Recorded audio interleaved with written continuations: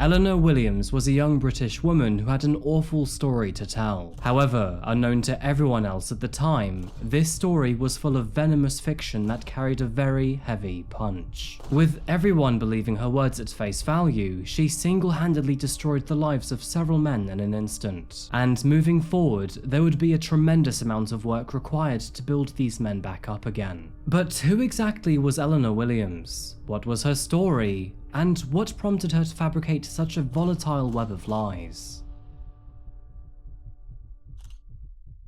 Good morning, good afternoon, or good evening, folks. My name is Adrian, and welcome back to Coffeehouse Crime.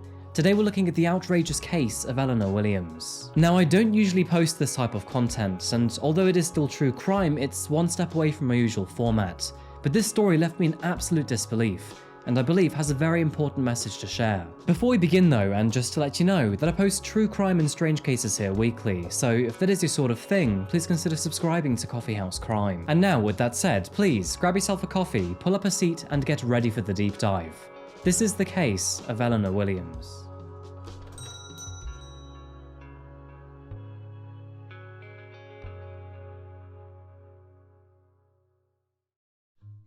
Found along the coastline of northern England lies a small town huddled against the Irish Sea, and with a population of roughly 55,000 people, the residents of Barrow-in-Furness live on the quieter side of life. It's about 100 miles from Manchester, 100 miles from Leeds, 100 miles from the Scottish border, and 100 miles from the Isle of Man, making Barrow-in-Furness a somewhat lonely port town that faces the cold sea air in a solitary manner.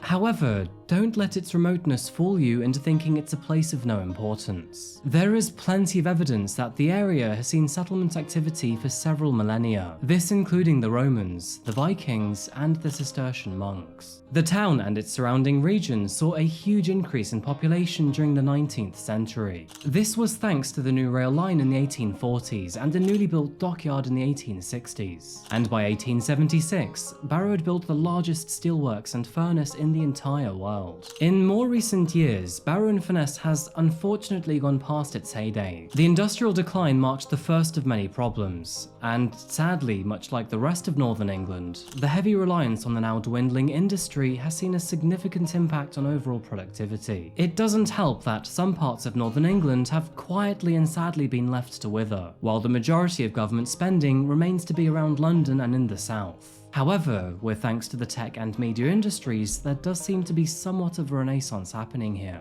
Anyway, the town itself has plenty to do. There's Furness Abbey to the north, Peel Island to the south, and the Great Lake District National Park just half an hour down the road. Now, found just outside of town lies a small island named Walney. The only way on and off of the island is over the Jubilee Bridge, and as one would come to realise, this separation from the mainland appears to portray a greater sense of wealth. Homes here sell for almost double the mainland average, and it's here on Walney Island that we find the Williams family, and more specifically Eleanor Williams. 22-year-old Eleanor was a young woman with a very loving family. Growing up with a mother, stepfather, brother and sister, the Williams household, which was located on Teesdale Road, was large enough to be deemed busy at all times. Attending Walney High School, Eleanor had a great group of friends. However, she was also seen as rather unusual by many of those around her. She would often bunk school, run out of classes, or even avoid them entirely, and many of those around her described her behaviour as rather strange. I mean, everyone can be described as strange sometimes, to be honest. For me, I have full-blown conversations with my cat, which I know some people may see as weird. I pull very weird faces in the mirror, I try to pick things up with my feet, and I watch a lot of true crime.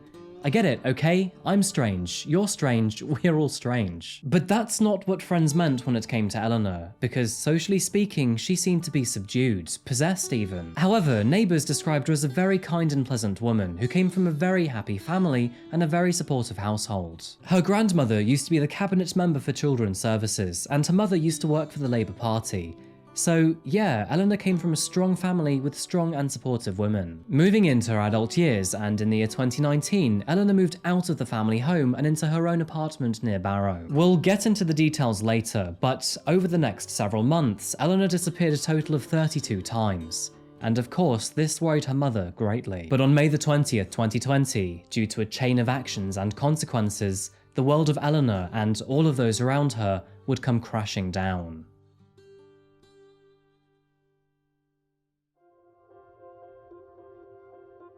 It was on this day that Eleanor came forward to share a story in the most public and open way possible. Her Facebook post described a very devastating tale, one that would make even the strongest of stomachs churn and the most apathetic of souls burn with anger. The Facebook post began with, "This is the hardest post I'm ever going to write." The 19-year-old claimed that she'd been abducted to have sexual relations with 3 Asian men, and furthermore, had been trafficked across the north of England, Amsterdam and Ibiza. She further alleged that she'd been beaten by these men because she was in debt to them for not attending parties due to the coronavirus pandemic. She went on to post several photos of herself with horrific injuries, this including a black eye and cuts and bruises across her face and body. As anyone could expect, Eleanor's story shocked the internet.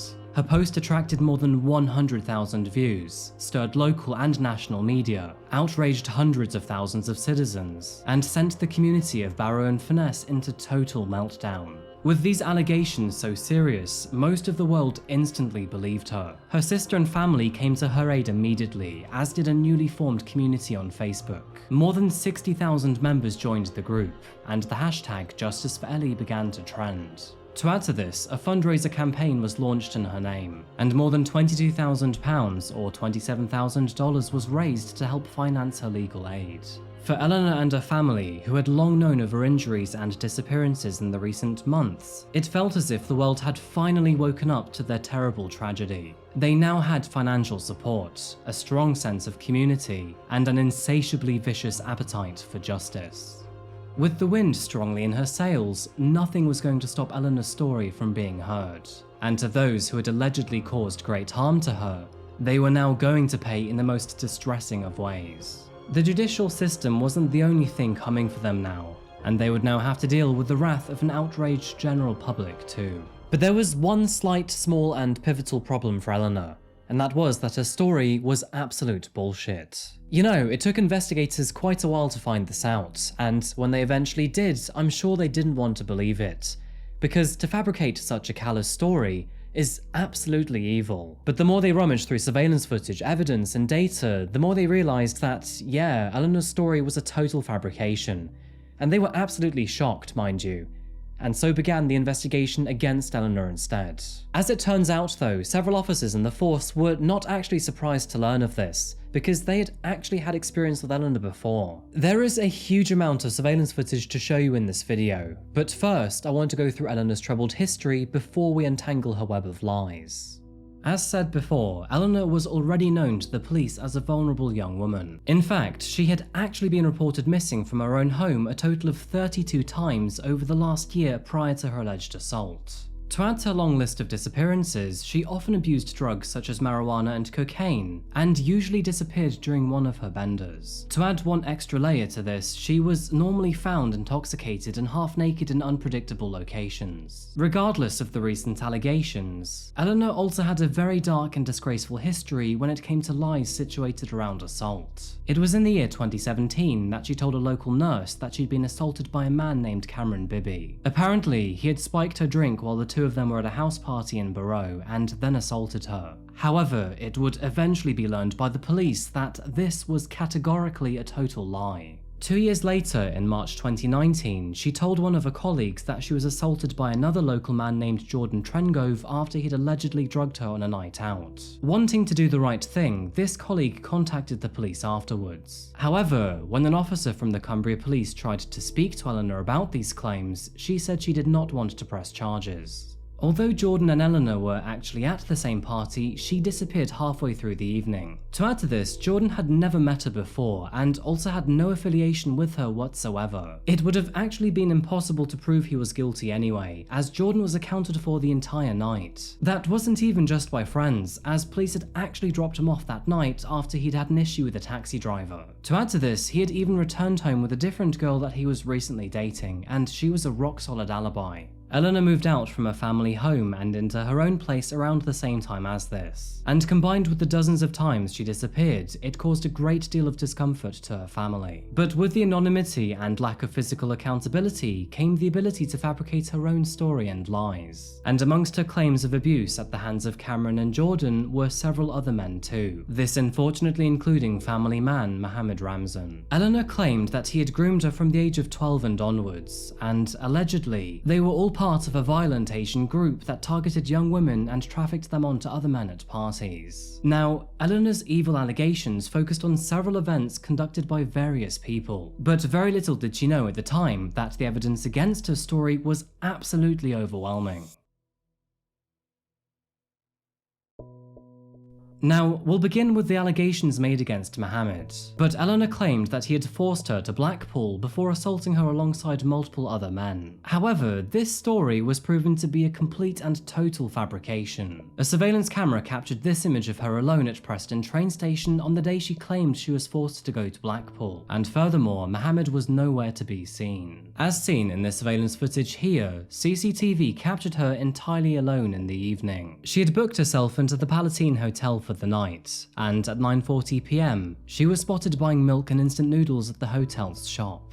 A look into her phone's activity also indicated that she'd spent most of the night watching YouTube videos, and she didn't seem to leave her room again until 10:40 a.m. the following morning. She was further captured by another surveillance camera the next day returning home. A camera at Preston's bus station confirmed that she was there alone, with no visible injuries noted. To add to these allegations, Eleanor also claimed that Mohammed had taken her to Amsterdam and then Ibiza, where he had then sold her to the highest bidder. However, there was one markedly contradictory point to this. On the very day that Eleanor claimed to have been with Mohammed in Amsterdam, he was spotted at a B&Q still back at home in England. And to add to this, he even had receipts to prove this. Focusing on the primary event of all of this, it was on the 18th of May 2020 that Eleanor was found late at night by police. She was lying in a field with extensive injuries, including a swollen eye and a partially severed finger. She claimed that she had been picked up by a gang member before being taken to a house where 10 men were waiting for her, and you can likely guess what she claimed happened next. However, Eleanor's story did not make total sense to officers. They soon found a hammer with her blood on it against a fence close to where she was found that night, and a Home Office pathologist also concluded that her injuries were inconsistent with her account of events. But one of the most damning pieces of contradicting evidence comes from this surveillance video found right here. As just days before she was found in a field, this surveillance camera at the local Tesco's recorded her purchasing that very same hammer. This means that the damage caused to her face and body, as seen in her pictures, was in fact fully self-directed. She had inflicted each and every mark on herself before waiting for someone to notice her in a field. Not only that, but she would further go on to take pictures of herself and blame several innocent men for her actions.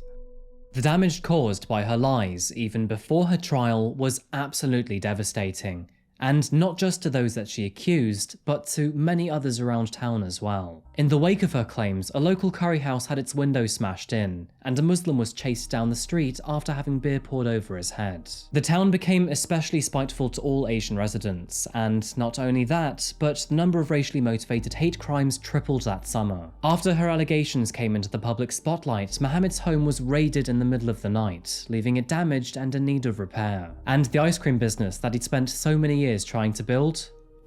Gone in an instant.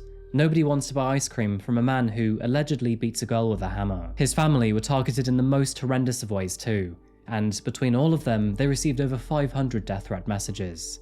All of this was too much for Mohammed to bear, and 2 weeks later, he tried to take his own life. Now, thankfully, he was not successful in this, but that doesn't change what he was thinking and the immense amount of pain he was feeling.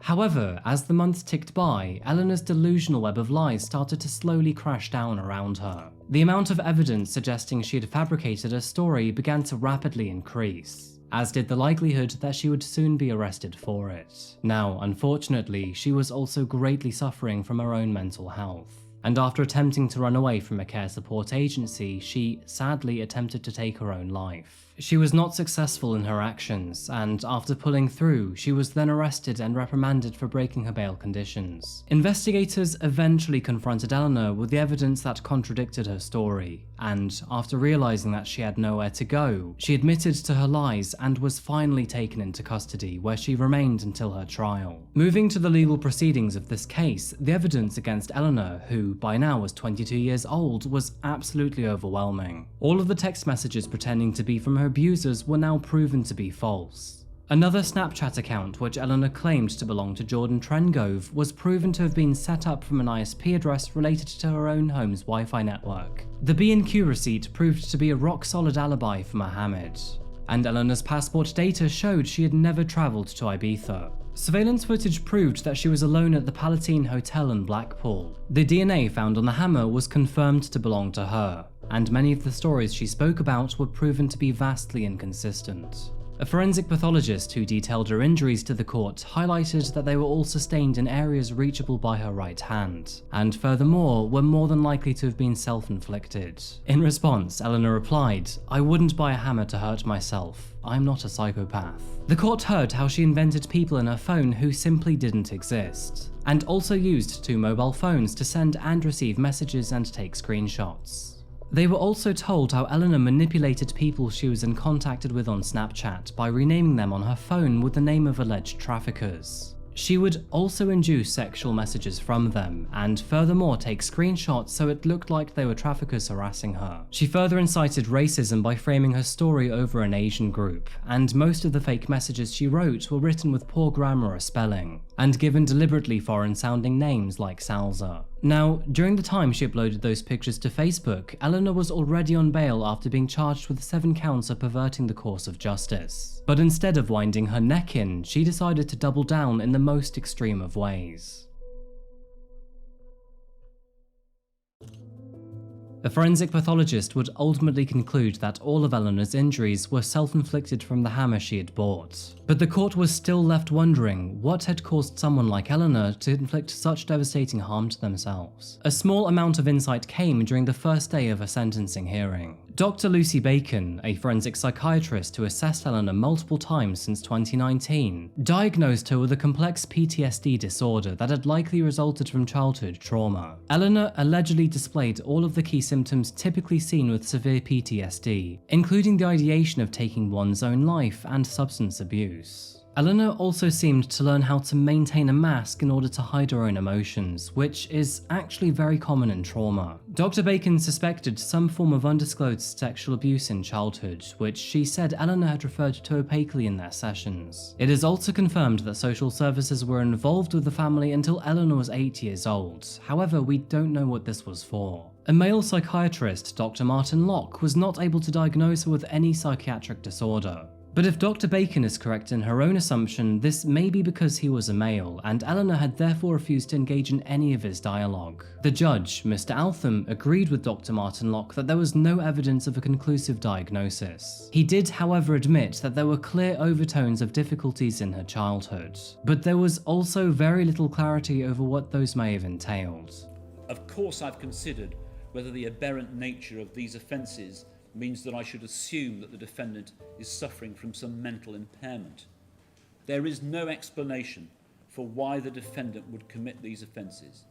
She has gone to extraordinary lengths to create false accusations, including causing herself significant injury.